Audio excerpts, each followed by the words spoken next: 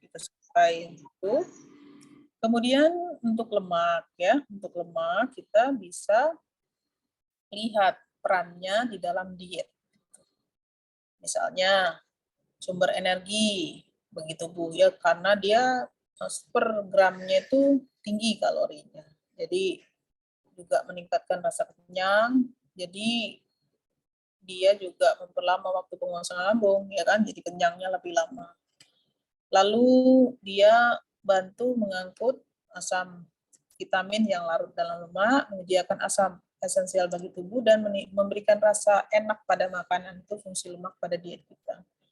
Tetapi pada tubuh kita, lemak ini perannya sebagai bagian dari membran sel atau lipid bilayer.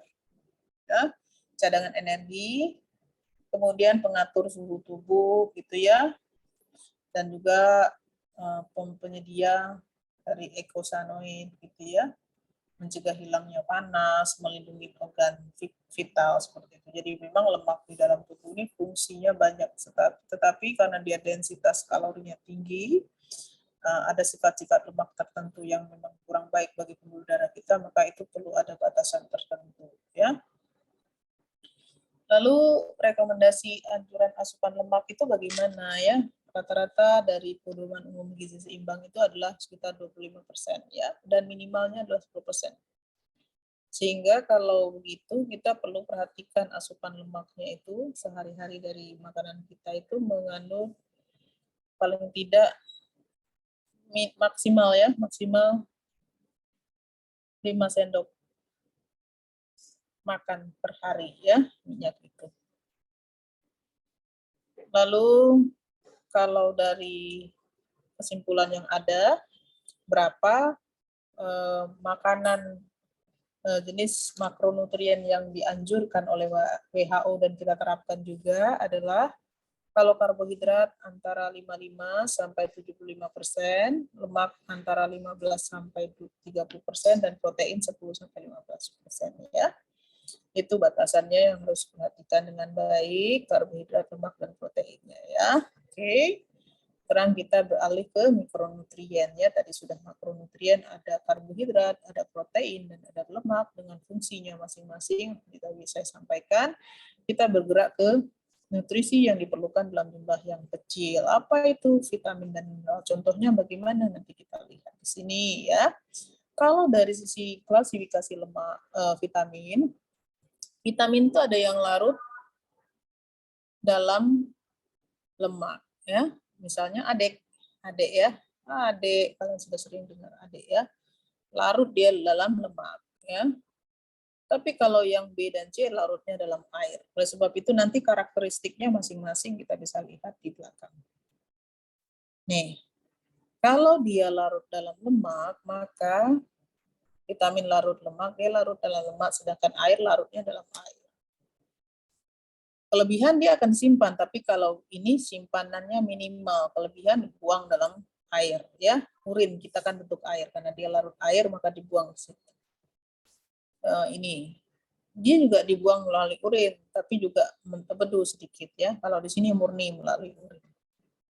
Nah, pada keadaan defisiensi vitamin yang larut lemak, maka gejala defisiensi atau kekurangannya terjadi pelan-pelan ya.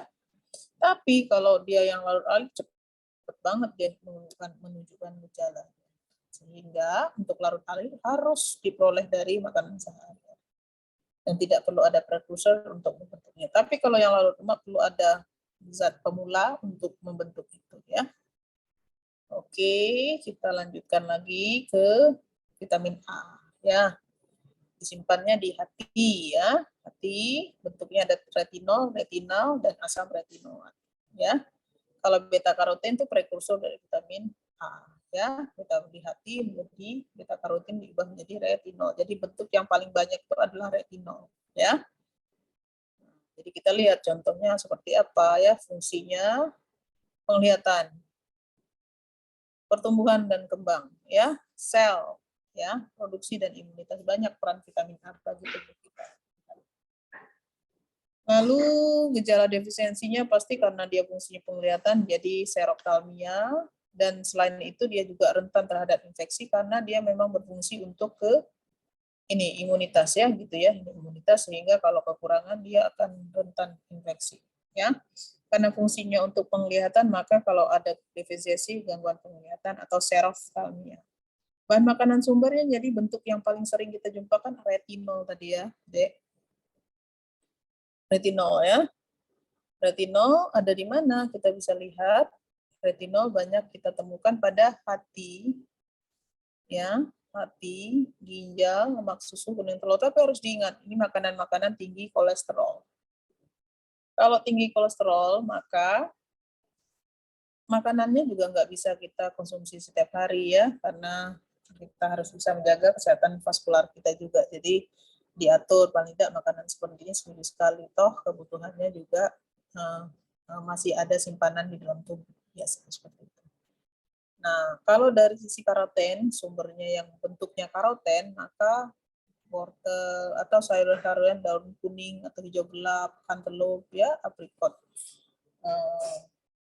lampu atau melon warna orange itu ya, banyak juga itu beta karoten. Tapi kalau yang bentuknya retinol langsung, kalau beta karoten kan di dalam tubuh diubah menjadi retinol.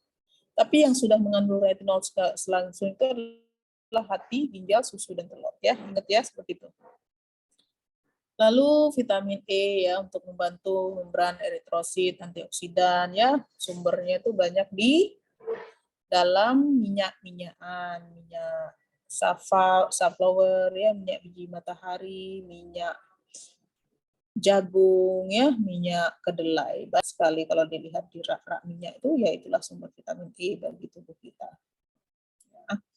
Vitamin A, D, E, K sudah selesai, lalu vitamin yang larut air yaitu vitamin B kompleks dari B1 sampai B12 ya, tiamin ya. Permisi dok, izin penjelasannya terlalu cepat dok, apa boleh dipelankan? Oh ya, enggak, tenang aja, kamu nanti akan dapat penegasan mandiri, ini dikasih, jadi kamu, saya udah ininya agak pelankan, tetapi yang diharapkan nanti adalah kalian bisa lagi kembali melihat dan membuat mind mapping-nya agar supaya bisa dipahami, nanti kita bahas ya.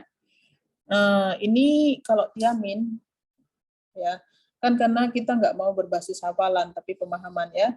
Jadi adik-adik perhatikan aja, nanti kalau masih bingung ditanyakan ya. Untuk tiamin ini gejala kekurangannya itu biasanya beri-beri ya, Dek. Beri-beri. Kemudian baik yang basah maupun yang kering ya, tapi ini sudah jarang terjadi karena biasanya sudah ada suplementasinya. Biasanya bahan makanan sumbernya ada di jeroan gitu ya.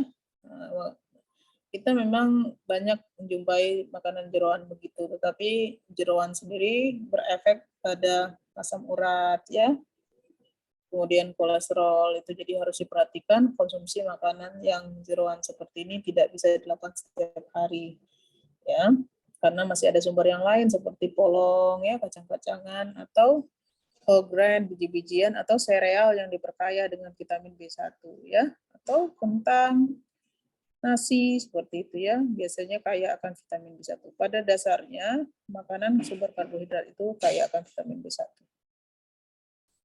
Lalu vitamin B2 dia bagian dari koenzim seperti ini, proses itu defisiensinya sering kita bisa lihat stomatitis angularis, jadi radang pada bibir, sudut-sudut bibir ya.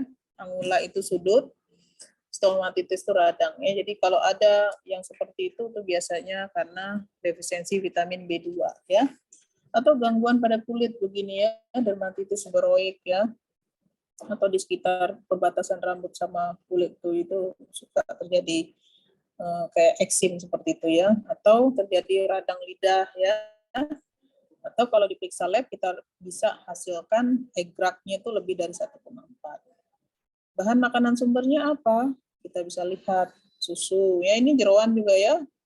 Jangan bahagia karena terlalu banyak jeroan di sini, tetapi dimakan tertentu aja, misalkan hati gitu ya, atau ginjal gitu ya. Ya tapi semua sekali mungkin ya.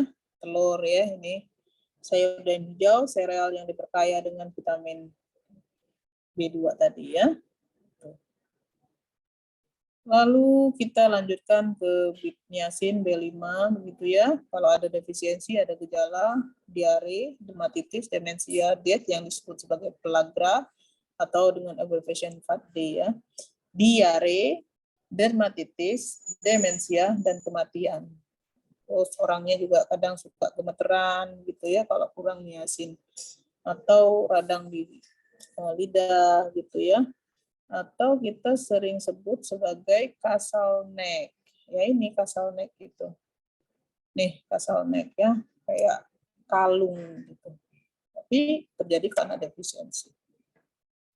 Oke, bahan makanan sumbernya apa? Kita bisa lihat di sini.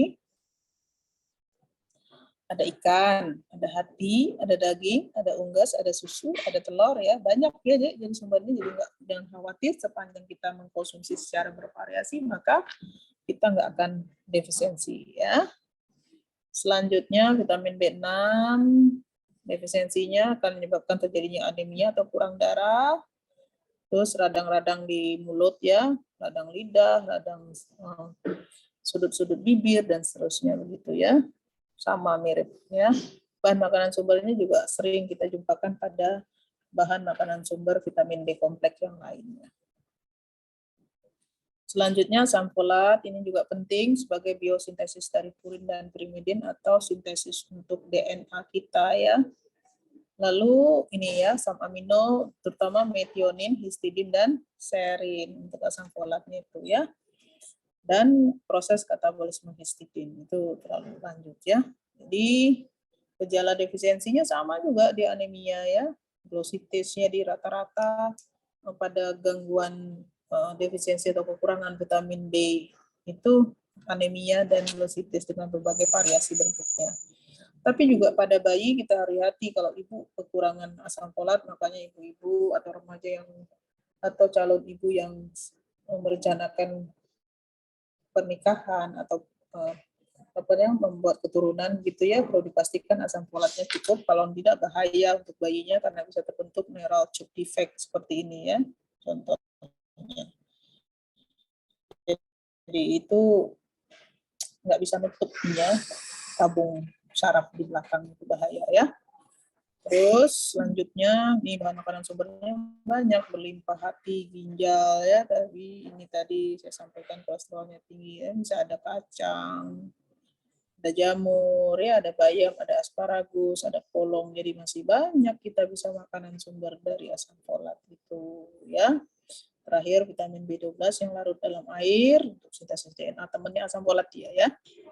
Kemudian di sini defisiensinya terutama terjadi pada orang yang vegan. Kenapa? Karena sumbernya murni dari bahan hewani semua ya. Pada pasien pada B12 ini hati, ginjal, nggak ada produk-produk dari sayuran yang mengandung vitamin B12 ya. Sehingga kalau dia terjadi defisiensi maka terutama terjadi pada orang vegan yang murni ya. Kalau vegan vegetarian yang masih minum susu dan telur nggak ada masalah, tapi kalau yang sudah murni itu bahaya. Tetapi karena alasan agama tertentu biasanya orang-orang dengan vegan murni ini mendapatkan suntikan vitamin B12 setiap 6 bulan sekali ya. Kalau terjadi defisiensi ya terjadi anemia perniciosa ya.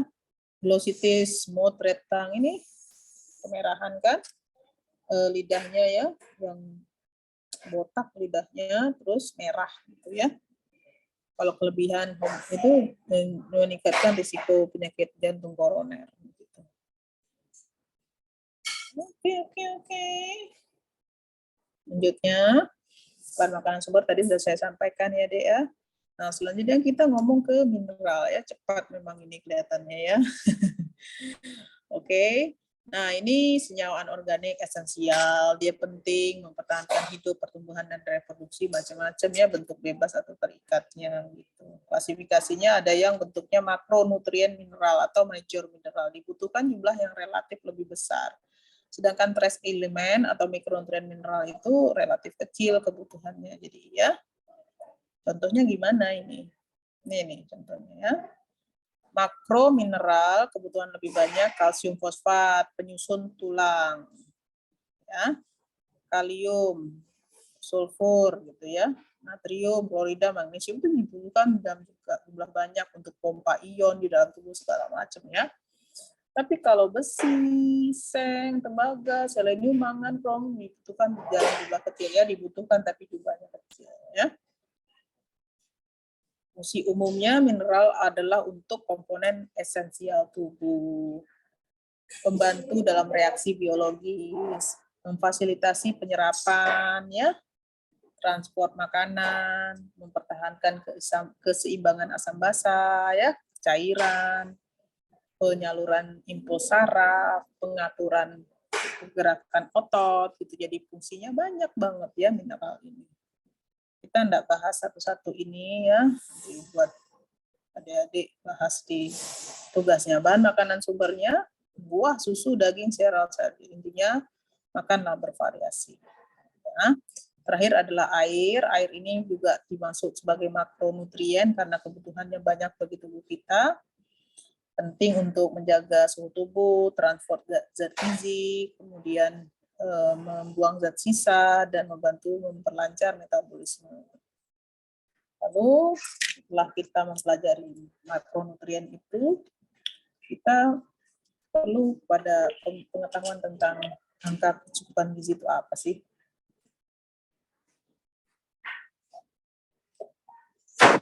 Apa?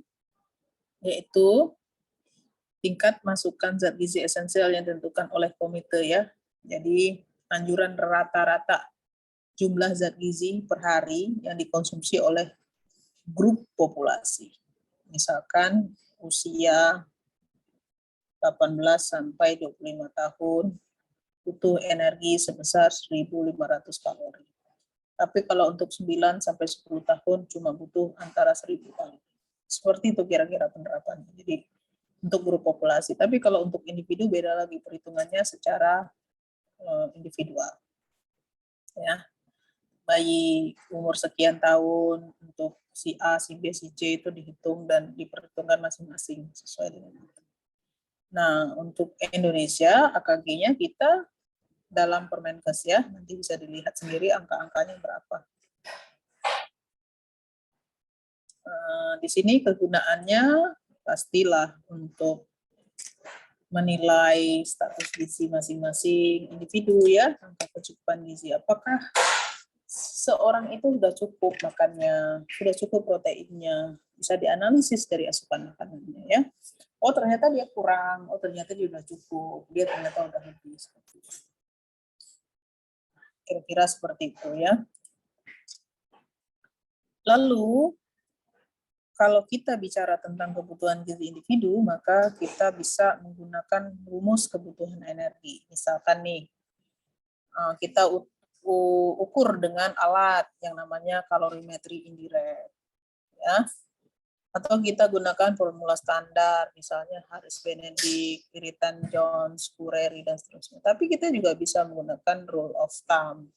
Rule of thumb itu besarannya antara 25 sampai 30 kilo kalori per kilogram berat badan. Untuk 25 untuk perempuan, sedangkan 30 untuk laki-laki gitu ya. Nah, ini dia. Tapi gimana kalau ternyata setelah kita ukur, seseorang ini mengalami kegemukan, berapa berat badan ideal dan berapa kebutuhan kalorinya. Jadi berat badan ideal kalau umur di atas 40 tahun, tinggi badan dikurangin 100 kali 1, sementara kalau kurang dari 30 tahun, kurang dari 40 tahun, maka tinggi badan dikurangin 100 dikali 0,9 kilo. Jadi kalau dia ketemu status gizinya obesitas, kita cari dulu berat badan idealnya, baru dikalikan kalau laki-laki 30, perempuan kali 25. Gitu ya, penerapan kebutuhan energinya. Lalu, pilar gizi seimbang. Jadi dengan kayak gitu, kita perlu agar supaya tubuh kita tetap ideal. Apa yang harus dilakukan? Ini konsumsi dari bahan makanan pokok seperti nasi, jagung, tales, ubi ya, macam-macam sebagai bahan makanan 3 sampai 4 porsi per hari. Jadi setiap kali makan pagi siang dan malam tuh harus ada bahan makanan pokok ya, yang bawah ini harus ada di setiap makan ini. Lalu 3 sampai 4 porsi sayur, sama sayur juga harus ada dalam setiap porsi makan. Kalau buah ini 2 sampai 3 porsi itu di selingannya. Di sini buah ya. Buah pagi, buah siang. Lalu hewaninya 2 sampai 4 porsi. Jadi setiap kali makan ada hewani. Jadi makan pagi ada karbohidrat makanan pokoknya, ditambah sayur, ditambah hewani ya. Pagi, siang, malam seperti ini, lalu di selingannya sayur buah. Nah, kira-kira seperti itu untuk mencapai kehidupan yang lebih sehat. Lalu selain itu juga kita perlu batasi makanan gula ya. Berapa? 4 sendok makan per hari. Kalau garam 1 sendok teh. Minyak 5 sendok makan. Makanya singkatannya menjadi GILS. Ya. Gula 4 sendok, garam 1 sendok teh, lemak 5 sendok makan ya.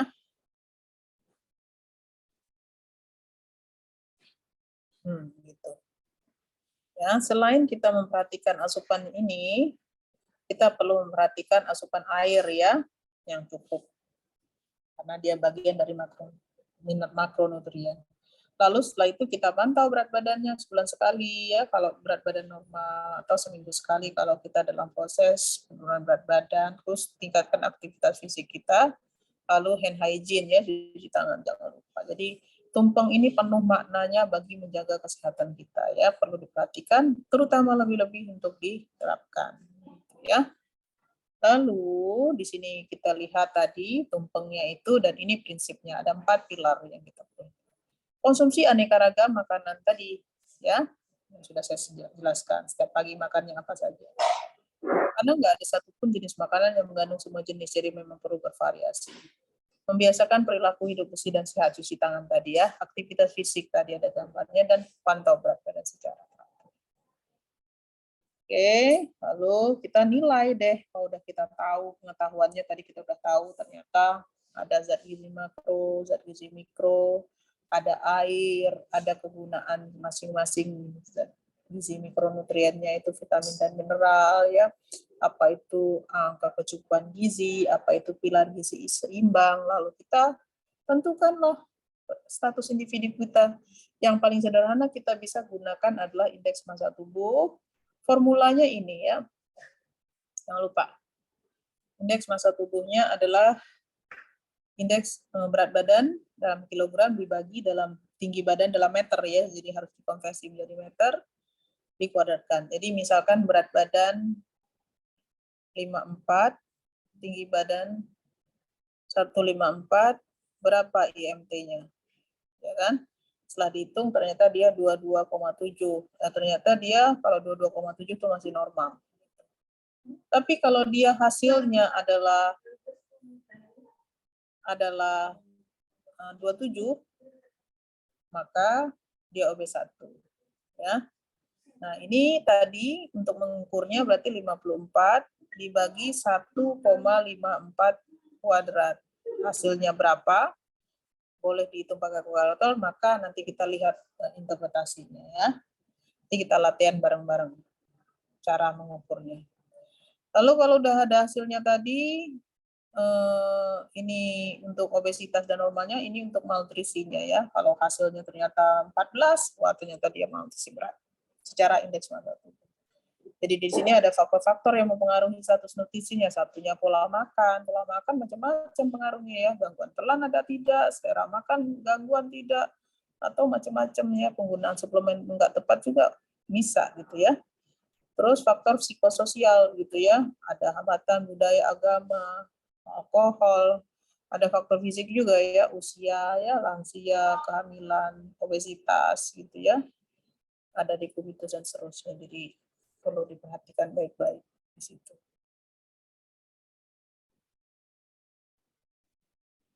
Nah, sekarang kita masuk ke latihan bersama ya. Untuk ukur masing-masing ya.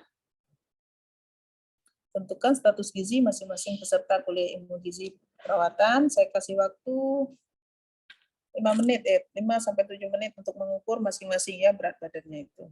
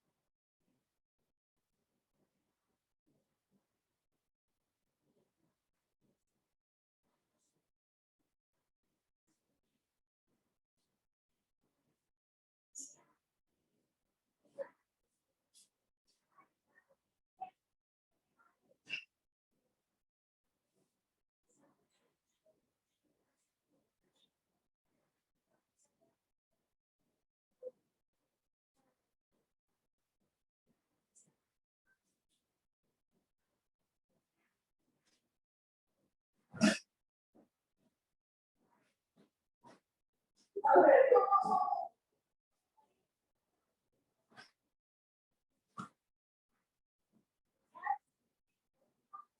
ada yang berhasil menghitung? Yuk, volunteer. Siapa yang mau masuk duluan?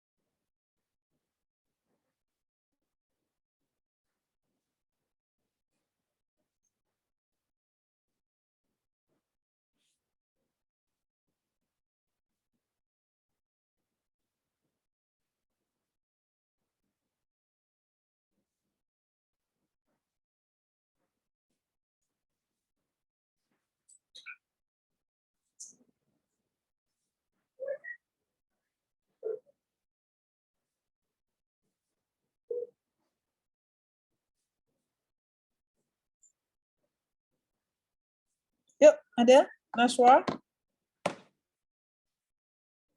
Nashwa, Shakira, Salsabah. Ya. Yuk, berat badannya berapa? Tinggi badannya berapa? IMT-nya berapa? Interpretasinya apa? Saya berat badannya 50. 50. Tinggi badannya berapa? Tinggi badannya 155. Berapa? 155. 155. Berapa IMT-nya, Dek?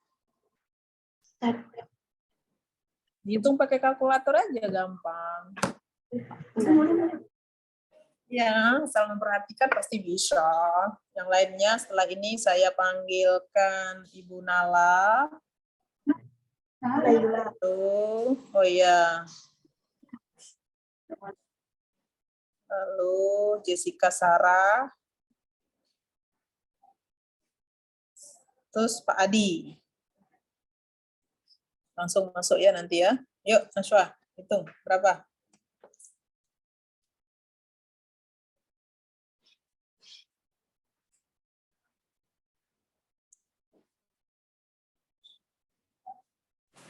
Izin Ibu. Siapa nih? Naila Ibu. Naila langsung ya. Nashwa belum hitung dia ya. Oke deh. Yuk, Ya, Ibu. Naila. Untuk IMT-nya itu berat badan saya 50, tinggi badan saya 197. Dengan rumus IMT, BB dibagi TB kuadrat dengan satuan meter, jadinya 50 dibagi 1,57 kuadrat sama dengan 20,28. Itu interpretasinya normal, Ibu. Tahankan ya. Tadi pakai tumpengnya itu ya. Thank you, Nail. Ya, Ibu Nashwa sudah bisa, Ibu Nashwa, masuk lagi. Berapa IMT Ibu Nashwa? Ya, tadi kan berat badan saya 50. Terus tinggi badan saya 105.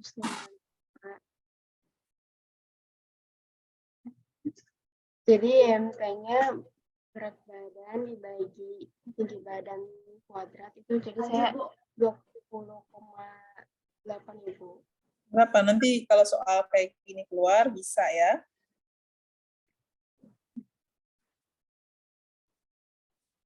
Ya, jadi interpretasinya berapa? Nggak dengar Dek tadi. Berapa hasilnya? hasilnya 20,8. Oke, good. Normal ya. Pertahankan ya berat badan sehatnya ya. Oke, berikutnya tadi siapa yang saya panggil? Silakan masuk. Saya Ibu. Nah, Bapak Adi. Iya, jadi Berapa, IMT Dek? saya tuh beratnya 60. Maaf, nggak dengar sayang. Sudah jelas nggak, Bu? Ah ya, sekarang udah jelas. Iya, jadi IMT saya beratnya 60, tingginya 170, jadi 60 dibagi 2,89 hasilnya 20, Ibu. Normal ya? Iya, normal. Oke, thank you Adi. Siapa tadi yang saya panggil lagi?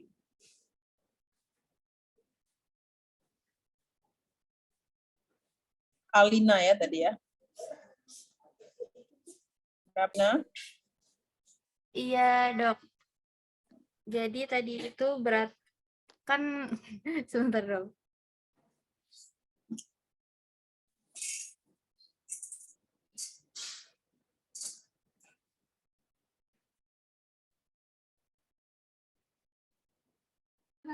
Jadi kan rumusnya itu berat badan dibagi tinggi badan kuadrat. Nah, untuk berat badan Badannya saya dalam sendiri, bentuk apa? meter, Ibu. Oke. Berat badan saya sendiri itu 45. Nah, untuk tinggi badan saya itu 158. Nah, itu kalau dihitung jadi 18,02. Nah, itu berarti saya normal, Dok. 18, 02, berarti itu ini ya, Dok, apa tuh? underweight. Makannya dibanyakin dikit ya, proteinnya ya. Siap, Dok. Ya, kalau ketahuan, ya udah ya, berarti udah pada bisa nih, ada beberapa sampling yang bisa hitung. Nanti teman-teman belajar sama temannya sendiri untuk introspeksi. Dan saya juga kasih tugas juga ya, nanti untuk mengukur sendiri apa ininya ya. Jadi paling tidak sudah aware nih, Dek. Kamu kayaknya mungkin aktivitasnya terlalu banyak ya, atau makannya terlalu sedikit. Tapi kalau untuk naikin berat badan, jangan makan karbo yang terlalu banyak juga ya, jangan lupa proteinnya. Karbo itu kayak kemasan-kemasan begitu ya, terus ya sebelah-sebelah itu jangan terlalu banyak juga ya. Oke, kita udah dapat nih yang kurang justru ya, yang normal tadi banyak, yang kurang. Ada yang lebih nggak? Siapa? Coba. Ada yang hasilnya lebih, boleh masuk? Malu? Angela, berapa tadi Angela? Angela udah bisa menghitung?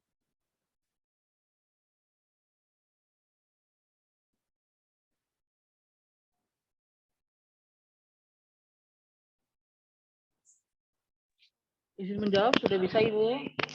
Berapa gimana, Dek? Untuk berat badannya 83, terus tingginya itu 165, dikemeterin 1,65, dikuadratin jadi 2,7225. Terus Ya, IMT-nya? 30,48. Artinya Interpretasinya obesitas. derajat berapa? 2, Ibu. 2 ya. Nah, Dek, kamu perlu apa kalau sudah kayak gini? Perlu putus hubungan dengan sebelah ya. Perlu ini aja, Dek, jangan terlalu banyak makan tepung. Jangan makan boba-bobaan. Suka boba-boba? Atau makanan kekinian?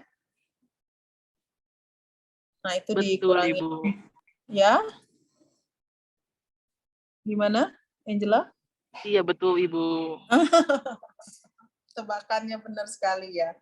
Ya udah ya, dikurangin ya yang gitunya ya, biar dikurangin, berbadannya biar lebih sehat ya.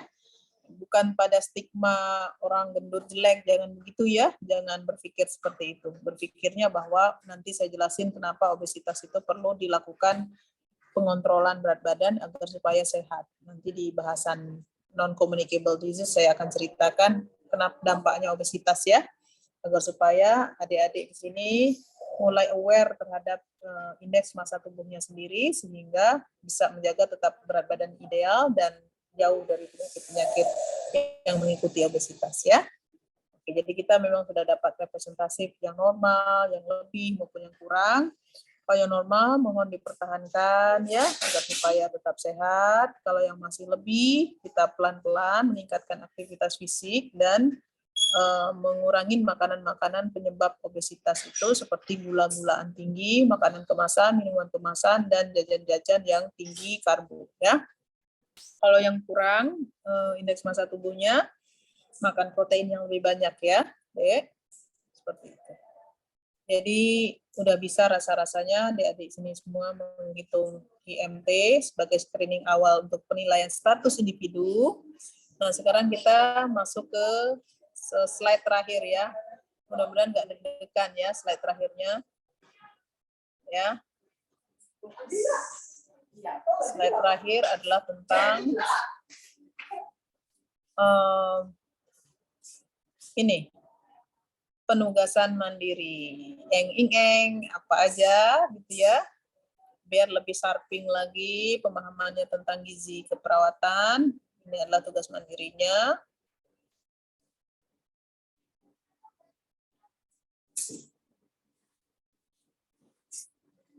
Tentukan status gizi masing-masing peserta ya, yang tadi sudah hitung silakan, lalu interpretasinya bagaimana ya. Kemudian kebutuhan ya, kebutuhan energi masing-masing tadi sudah saya ajarkan juga. Lalu buatlah mind map terkait dengan peran karbohidrat, lemak dan protein pada manusia ya, pada tubuh kita. Lalu buatlah mind map terkait dengan peran vitamin dan mineral pada manusia. Ini masing-masing mind map nggak usah digabungin ya, dipisahin masing-masing. Bisa ditulis secara manual, bisa menggunakan software yang untuk mind mapping-nya ya. Nanti dikumpulin pekan depan, Selasa depan aja ya, dikumpulin dalam bentuk G Drive saja. Ya. Tapi masing-masing folder, misalnya namanya Angela, ya. Nanti tugasnya masukin ke situ. Jangan ditumpuk satu-satu, nanti saya bingung. Oke. Ini penugasan mandirinya, PPT sudah saya kasih ke salah satu si pennya 1A, kayaknya Inggit ya. Ya, sudah saya kasih. Ada yang mau ditanyakan, Dek? Kita sudah selesai. Izin Sudah bertanya. selesai ya. Ini saya tutup. Ya, silakan. Nashwa. Untuk deadline-nya kapan ya, Dok? Pekan depan. Oke. Baik, terima kasih, Dok. Terima kasih, Nashwa. Ada lagi yang mau tanya? Izin masuk, Dok, izin bertanya. Siap. Ini untuk mind map-nya apakah boleh untuk mind map digital atau harus mind map tulis ya, Dok? Bebas. Mau digital monggo, mau nulis tangan bias boleh. Baik, terima kasih, Dok. Ya. Tapi nanti kalau digital harus diingat-ingat ya, copy paste itu tidak diizinkan ya. Jadi itu kan pasti nampak sekali itu ya kalau pola-polanya hampir sama gitu ya. Ya itu adalah bagian dari integritas. Saya selalu berharap adik-adik memiliki integritas yang bagus juga agar supaya apa nanti setelah lulus jadi profesional yang berintegritas, nanti insya Allah rezekinya juga berintegritas ya. Amin. Ya Allah. Ada lagi yang mau ditanyain? Cukup? Izin masuk, Bu. Saya ingin bertanya. Ya, Kan silakan. tadi dijelaskan sama Ibu kalau diet yang rendah karbohidrat dan tinggi lemak itu tidak dianjurkan. Nah, kira-kira metode diet yang aman buat yang menurunin berat badan itu gimana, Bu? Terima kasih, Bu. Diet seimbang ya, proporsinya karbohidratnya seperti yang tadi disampaikan 50% karbohidratnya, jadi setengah isi piring itu adalah sayur, lalu seperempatnya bahan makanan pokok, terus seperempatnya adalah lauk ya. Jadi proporsi karbohidratnya 50%, lalu lemaknya 25% dan proteinnya 15%. Seimbang jadinya. Kalau terlalu rendah karbohidratnya atau disebut dengan diet ketogenik itu nanti lemot ya. Nanti macam-macam tuh dampaknya ya. Paling baik tuh seimbang ya. Nah, seimbang berarti kita nggak makanan seblak, nggak makanan sempol-sempolan, nggak makanan gula sederhana yang terlalu banyak begitu ya deh ya. Terus aktivitas fisik ya secara teratur ya. Jangan tergiur dengan obat-obat diet atau suplemen diet gitu ya. Yang paling baik cuma perubahan gaya hidup untuk tidak milih makanan-makanan yang bikin gendut ya. Oke, Ya, baik Ibu, terima kasih Bu. sama Evi. Izin masuk Ibu. Ya, silakan. Di situ dikatakan ada 2 mind map kan ya Ibu. Itu dijadikan satu dokumen atau gimana Ibu dengan mind map yang berbeda? Terserah aja deh mau kayak gimana bikinnya. Yang penting ada informasi tentang mind map yang terpisah antara yang makronutrien dan mikronutriennya. Kan nggak mungkin juga bikin mind map yang dijadiin satu terlalu lebar kemana, nanti mind mapnya jadi kecil. Baik Ibu, terima kasih. Iya. Ada lagi? Dok, izin bertanya. Mhm. Untuk penugasannya menggunakan bahasa Inggris atau enggak ya, Dok? Bahasa Inggris dong, RKI. Boleh? Boleh Baik, ya. terima kasih, Dok. Gak apa-apa. Pokoknya semampunya aja, tapi berlatih dalam bahasa Inggris supaya adik-adik nanti lebih siap aja untuk mendapat klien yang berbahasa asing ya. Siap. Setidaknya menulis kita bisa kan. Meskipun nanti kalau ngobrol mungkin perlu latihan lebih banyak. Oke. Ada lagi?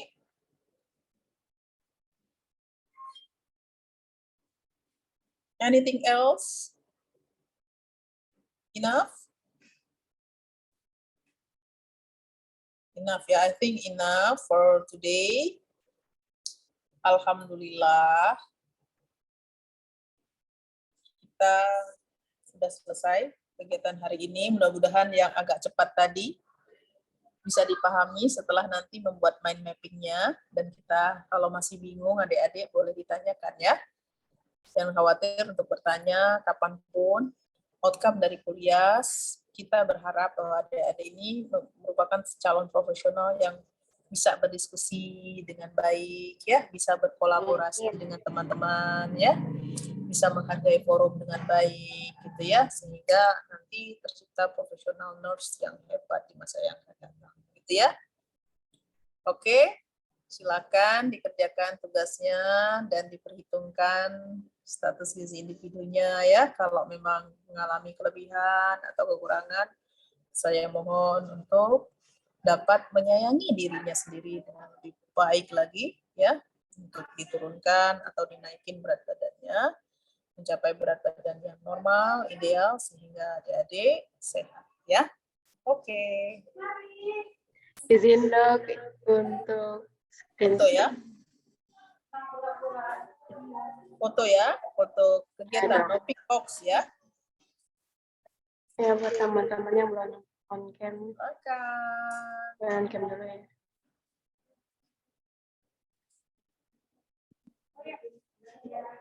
Sudah? Sudah dipotong? Bentar Dok. Slide 1, Siap. 2, 3.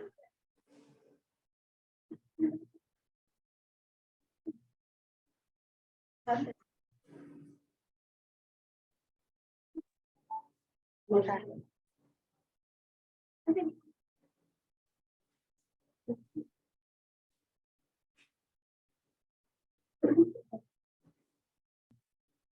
Slide 2, 1, 2, 3.